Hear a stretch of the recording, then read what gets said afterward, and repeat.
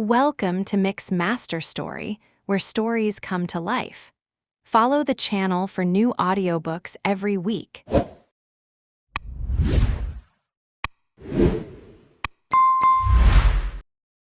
The Yellow Wallpaper by Charlotte Perkins Gilman. It is very seldom that mere ordinary people like John and myself secure ancestral halls for the summer. A colonial mansion, a hereditary estate, I would say a haunted house, and reach the height of romantic felicity, but that would be asking too much of fate. Still, I will proudly declare that there is something queer about it. Else, why should it be let so cheaply? And why have stood so long untenanted? John laughs at me, of course, but one expects that in marriage. John is practical in the extreme.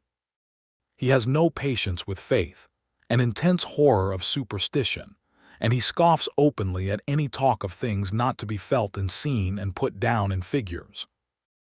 John is a physician, and perhaps, I would not say it to a living soul, of course, but this is dead paper and a great relief to my mind. Perhaps that is one reason I do not get well faster. You see, he does not believe I am sick. And what can one do? If a physician of high standing and one's own husband assures friends and relatives that there is really nothing the matter with one but temporary nervous depression, a slight hysterical tendency, what is one to do? My brother is also a physician and also of high standing, and he says the same thing. So I take phosphates or phosphites, whichever it is, and tonics and journeys and air and exercise, and am absolutely forbidden to work until I am well again. Personally, I disagree with their ideas. Personally, I believe that congenial work, with excitement and change, would do me good. But what is one to do? I did write for a while in spite of them, but it does exhaust me a good deal, having to be so sly about it, or else meet with heavy opposition. I sometimes fancy that in my condition, if I had less opposition and more society and stimulus. But John says the very worst thing I can do is to think about my condition, and I confess it always makes me feel bad. So I will let it alone and talk about the house, the most beautiful place. It is quite alone, standing well back from the road, quite 3 miles from the village.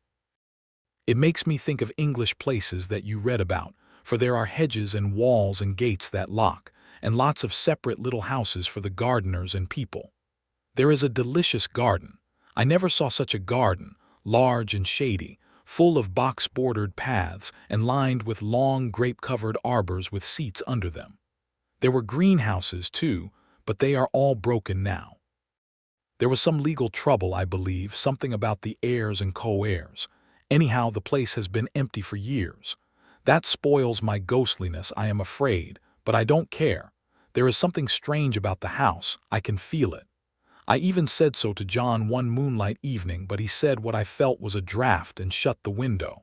I get unreasonably angry with John sometimes. I'm sure I never used to be so sensitive. I think it is due to this nervous condition. But John says if I feel so I shall neglect proper self-control, so I take pains to control myself, before him at least, and that makes me very tired. I don't like our room a bit. I wanted one downstairs that opened on the piazza and had roses all over the window and such pretty old-fashioned chintz hangings. But John would not hear of it. He said there was only one window and not room for 2 beds, and no near room for him if he took another.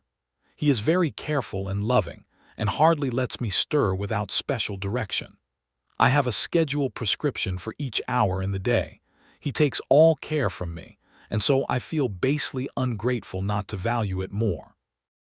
He said we came here solely on my account, that I was to have perfect rest and all the air I could get. Your exercise depends on your strength, my dear, said he, and your food somewhat on your appetite, but air you can absorb all the time. So we took the nursery at the top of the house. It is a big, airy room, the whole floor nearly, with windows that look all ways and air and sunshine galore. It was nursery first and then playground and gymnasium, I should judge, for the windows are barred for little children and there are rings and things in the walls. The paint and paper look as if a boys' school had used it.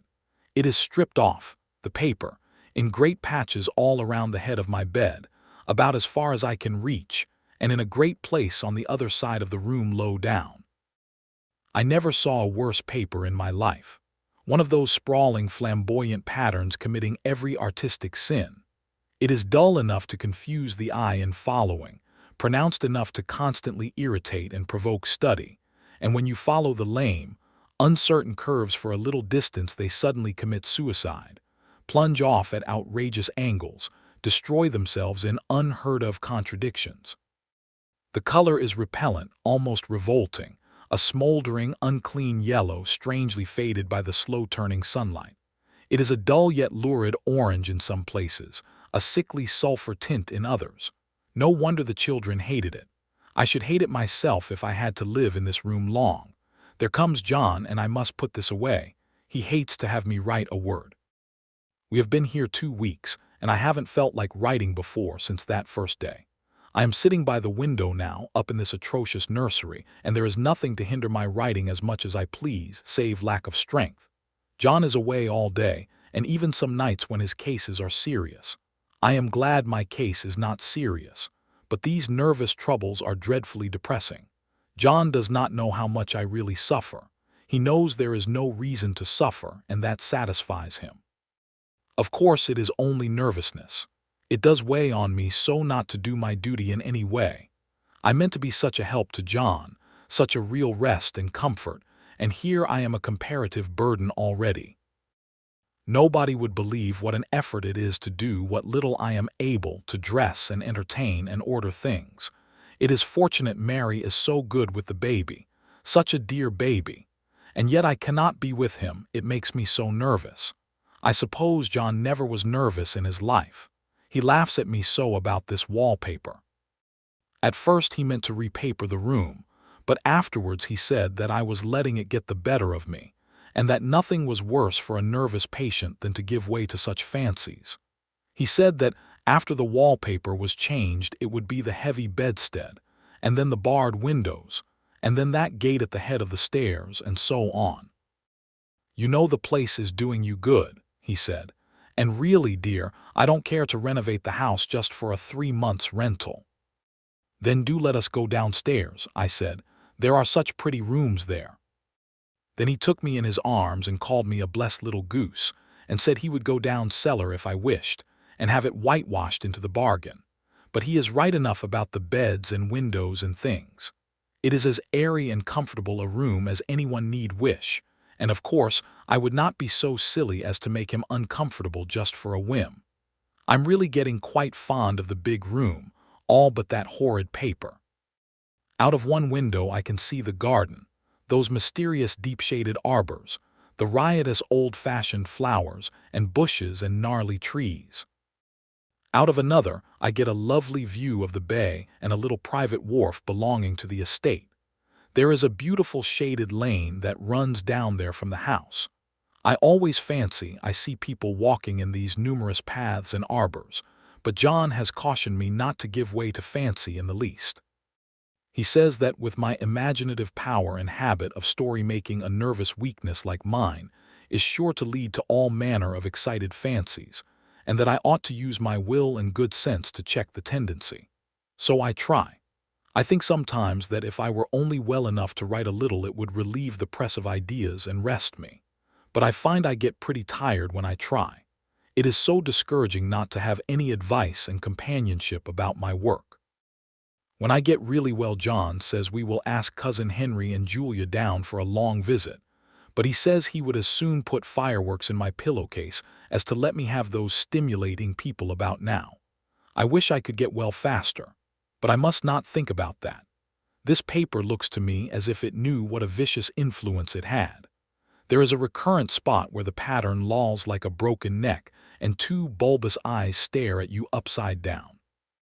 I get positively angry with the impertinence of it and the everlastingness. Up and down and sideways they crawl, and those absurd, unblinking eyes are everywhere. There is one place where 2 breadths didn't match, and the eyes go all up and down the line, one a little higher than the other. I never saw so much expression in an inanimate thing before, and we all know how much expression they have. I used to lie awake as a child and get more entertainment and terror out of blank walls and plain furniture than most children could find in a toy store. I remember what a kindly wink the knobs of our big old bureau used to have, and there was one chair that always seemed like a strong friend. I used to feel that if any of the other things looked too fierce, I could always hop into that chair and be safe. The furniture in this room is no worse than inharmonious, however, for we had to bring it all from downstairs.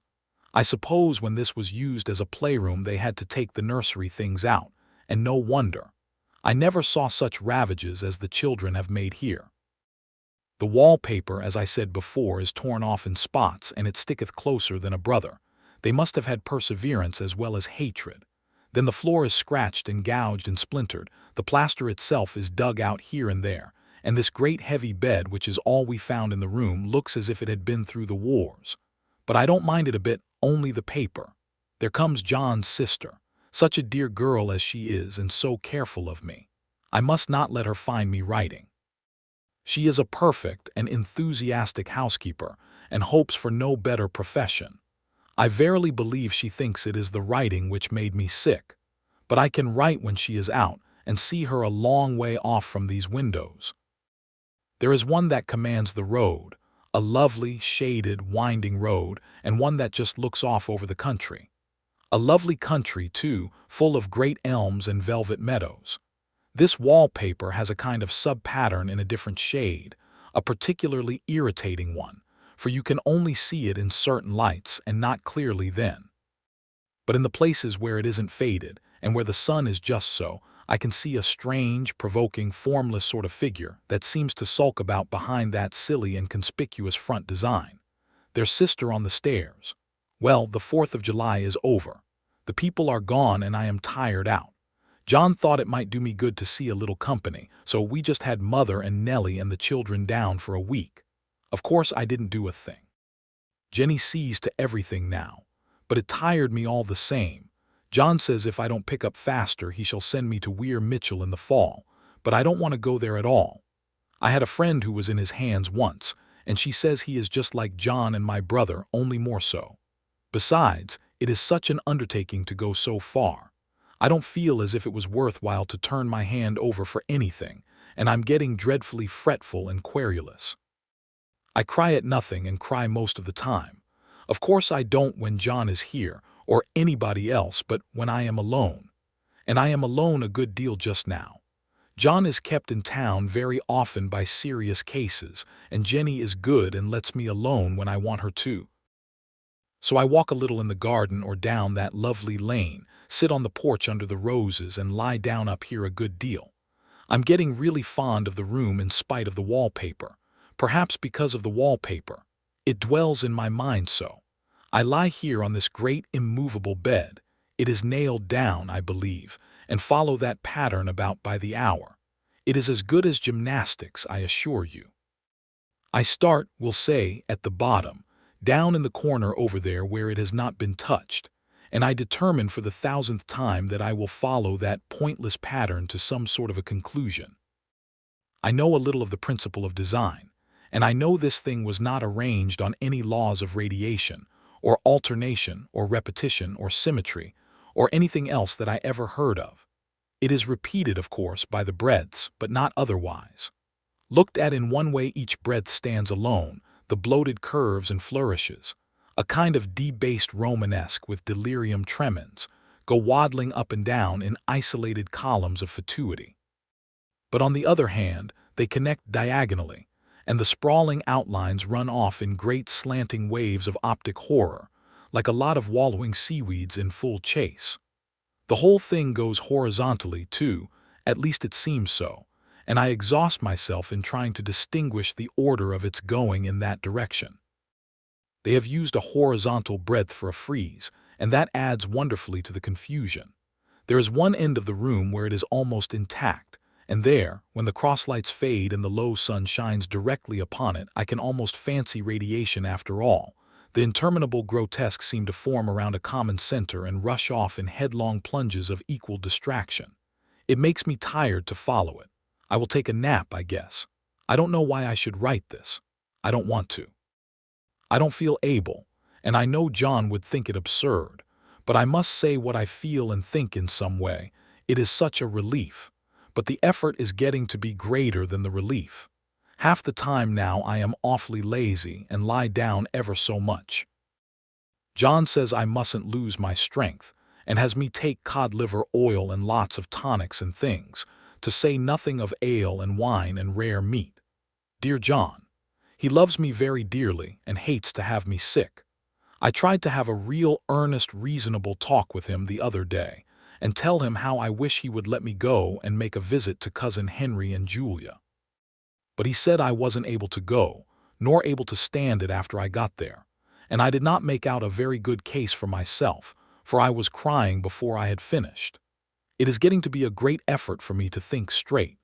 Just this nervous weakness, I suppose. And dear John gathered me up in his arms and just carried me upstairs and laid me on the bed and sat by me and read to me till it tired my head. He said I was his darling and his comfort and all he had, and that I must take care of myself for his sake and keep well. He says no one but myself can help me out of it, that I must use my will and self-control and not let any silly fancies run away with me. There's one comfort, the baby is well and happy, and does not have to occupy this nursery with the horrid wallpaper. If we had not used it, that blessed child would have. What a fortunate escape. Why, I wouldn't have a child of mine, an impressionable little thing, live in such a room for worlds. I never thought of it before, but it is lucky that John kept me here after all. I can stand it so much easier than a baby, you see. Of course I never mention it to them any more. I am too wise, but I keep watch of it all the same. There are things in that paper that nobody knows but me or ever will. Behind that outside pattern the dim shapes get clearer every day. It is always the same shape, only very numerous. And it is like a woman stooping down and creeping about behind that pattern. I don't like it a bit. I wonder, I begin to think, I wish John would take me away from here. It is so hard to talk with John about my case because he is so wise and because he loves me so, but I tried it last night. It was moonlight. The moon shines in all around just as the sun does. I hate to see it sometimes, it creeps so slowly and always comes in by one window or another. John was asleep and I hated to waken him, so I kept still and watched the moonlight on that undulating wallpaper till I felt creepy. The faint figure behind seemed to shake the pattern just as if she wanted to get out. I got up softly and went to feel and see if the paper did move, and when I came back John was awake. "What is it, little girl?"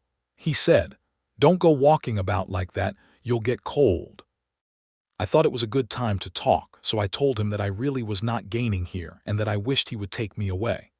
"Why, darling," said he, "our lease will be up in 3 weeks and I can't see how to leave before. The repairs are not done at home and I cannot possibly leave town just now. Of course if you were in any danger I could and would, but you really are better, dear, whether you can see it or not. I'm a doctor, dear, and I know. You are gaining flesh and color, your appetite is better. I feel really much easier about you." "I don't weigh a bit more," said I, "nor as much, and my appetite may be better in the evening when you are here, but it is worse in the morning when you are away." "Bless her little heart," said he with a big hug, "she shall be as sick as she pleases, but now let's improve the shining hours by going to sleep and talk about it in the morning." "And you won't go away?" I asked gloomily. "Why, how can I, dear? It is only 3 weeks more and then we will take a nice little trip of a few days while Jenny is getting the house ready. Really, dear, you are better." "Better in body, perhaps," I began, and stopped short, for he sat up straight and looked at me with such a stern, reproachful look that I could not say another word. "My darling," said he, "I beg of you, for my sake and for our child's sake as well as for your own, that you will never for one instant let that idea enter your mind. There is nothing so dangerous, so fascinating to a temperament like yours. It is a false and foolish fancy. Can you not trust me as a physician when I tell you so?" So of course I said no more on that score and we went asleep before long. He thought I was asleep first, but I wasn't. I lay there for hours trying to decide whether that front pattern and the back pattern really did move together or separately. On a pattern like this, by daylight, there is a lack of sequence, a defiance of law that is a constant irritant to a normal mind. The color is hideous enough and unreliable enough and infuriating enough, but the pattern is torturing. You think you have mastered it, but just as you get well underway in following, it turns a back somersault and there you are. It slaps you in the face, knocks you down and tramples upon you. It is like a bad dream. The outside pattern is a florid arabesque, reminding one of a fungus. If you can imagine a toadstool in joints, an interminable string of toadstools, budding and sprouting in endless convolutions, why, that is something like it. That is, sometimes. There is one marked peculiarity about this paper, a thing nobody seems to notice but myself, and that is that it changes as the light changes. When the sun shoots in through the east window, I always watch for that first long, straight ray. It changes so quickly that I never can quite believe it. That is why I watch it always. By moonlight, the moon shines in all night when there is a moon. I wouldn't know it was the same paper. At night in any kind of light, in twilight, candlelight, lamplight, and worst of all by moonlight, it becomes bars. The outside pattern, I mean, and the woman behind it is as plain as can be. I didn't realize for a long time what the thing was that showed behind, that dim sub-pattern, but now I am quite sure it is a woman. By daylight she is subdued, quiet. I fancy it is the pattern that keeps her so still. It is so puzzling. It keeps me quiet by the hour. I lie down ever so much now. John says it is good for me and to sleep all I can. Indeed, he started the habit by making me lie down for an hour after each meal. It is a very bad habit, I am convinced, for you see I don't sleep. And that cultivates deceit, for I don't tell them I'm awake. Oh no. The fact is, I am getting a little afraid of John. He seems very queer sometimes, and even Jenny has an inexplicable look. It strikes me occasionally, just as a scientific hypothesis, that perhaps it is the paper. I have watched John when he did not know I was looking, and come into the room suddenly on the most innocent excuses, and I've caught him several times looking at the paper. And Jenny too. I caught Jenny with her hand on it once.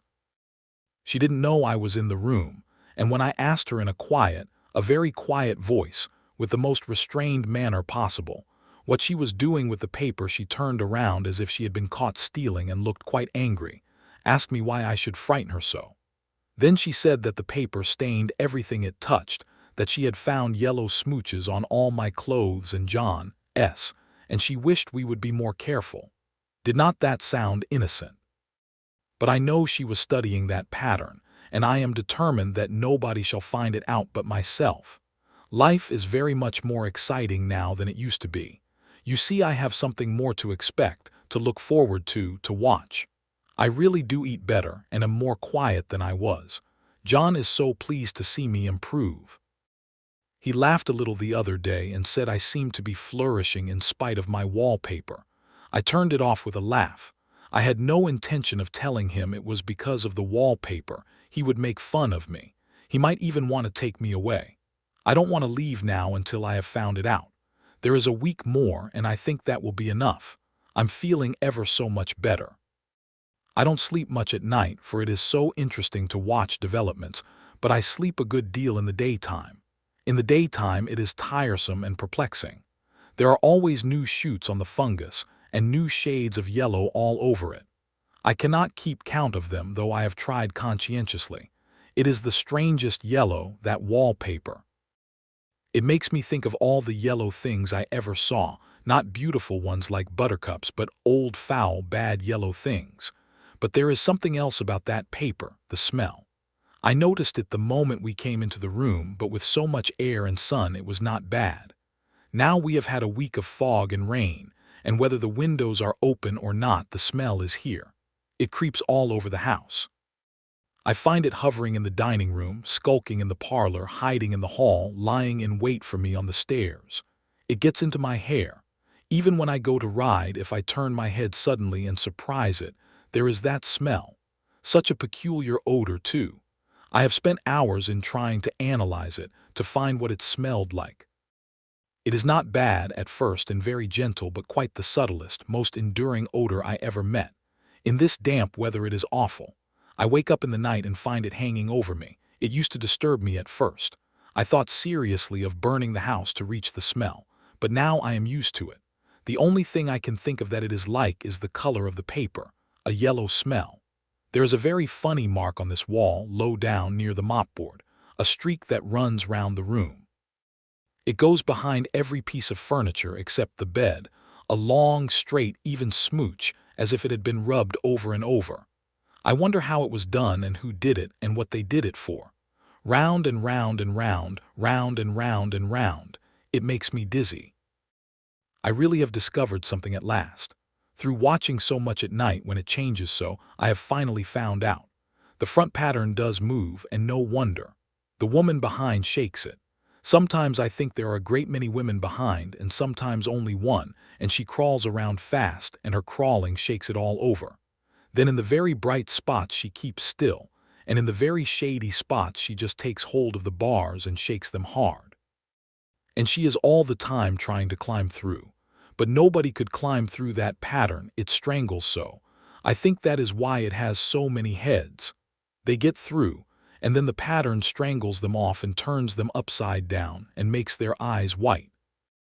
If those heads were covered or taken off, it would not be half so bad. I think that woman gets out in the daytime, and I'll tell you why privately. I've seen her. I can see her out of every one of my windows. It is the same woman, I know, for she is always creeping, and most women do not creep by daylight. I see her on that long shaded lane, creeping up and down. I see her in those dark grape arbors, creeping all around the garden. I see her on that long road under the trees, creeping along, and when a carriage comes she hides under the blackberry vines. I don't blame her a bit. It must be very humiliating to be caught creeping by daylight. I always lock the door when I creep by daylight.